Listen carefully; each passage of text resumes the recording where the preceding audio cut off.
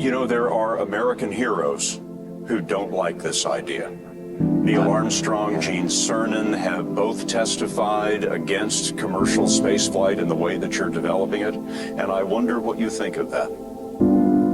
I was very sad to see that, because those guys are, those guys are heroes of mine, so it's really tough. You know, I wish they would come and visit and see the hardware that we're doing here. And I think that would change their mind. They inspired you to do this, didn't they? Yes. And to see them casting stones in your direction. It's difficult. Did you expect them to cheer you on? So they hoping they would.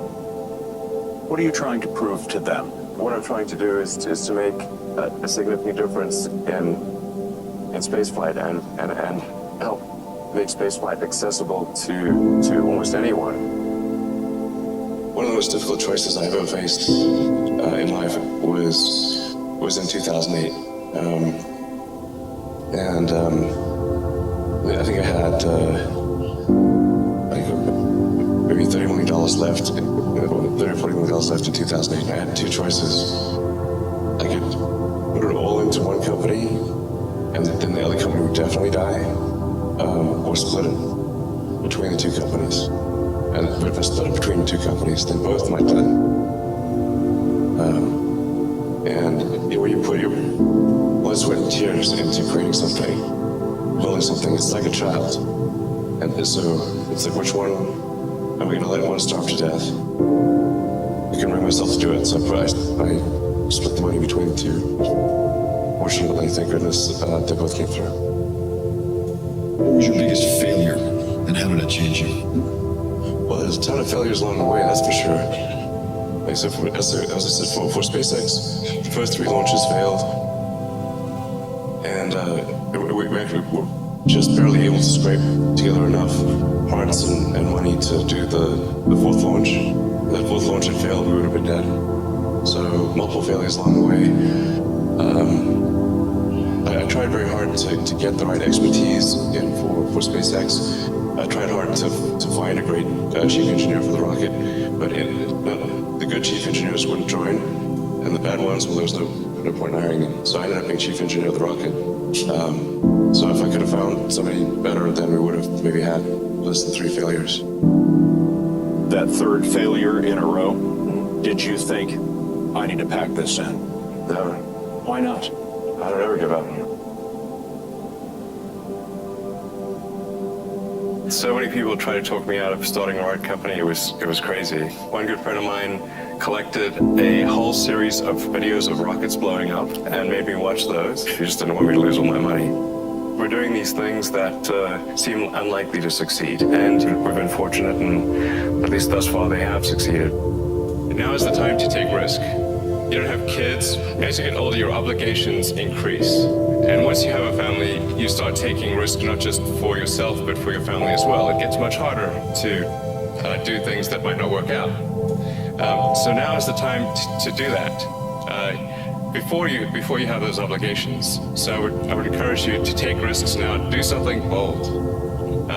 You won't regret it. How did you figure you were going to start a car company and be successful at it? Well, I didn't really think Tesla would be successful. I thought we would most likely fail.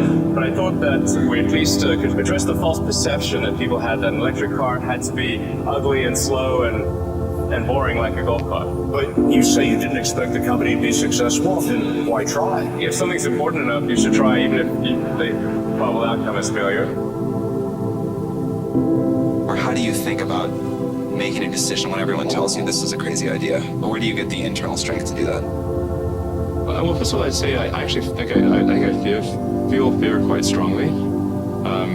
So it's not as though I just have the absence of fear. I feel it quite strongly. But there are just times when something is important enough, you believe in it enough, that you do it in spite of fear. I think about what technology solution is necessary in order to achieve the particular goal, and then try to make as much progress in that direction as possible. I think being a multi-planet species and being out there among the stars is important for the long-term survival of humanity.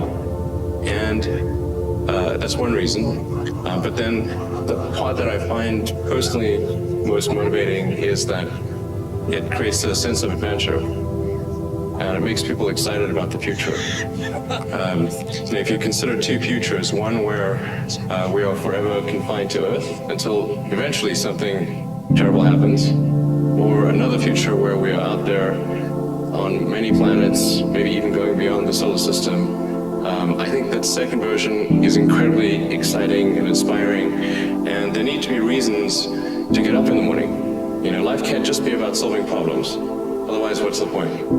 There's got to be things that people find inspiring and make life worth living. When my brother and I were starting our first company, instead of getting an apartment, we just rented a small office and we slept on the couch. And we showered at the YMCA. And we're so hot up, we had one computer. So the website was up during the day, and I was coding at night. 7 days a week, all the time. And I sort of briefly had a girlfriend in that period, and in order to be with me, she'd have to sleep in the office. So work hard, like I mean, every waking hour. That's the thing I would say. Particularly if you're starting a company.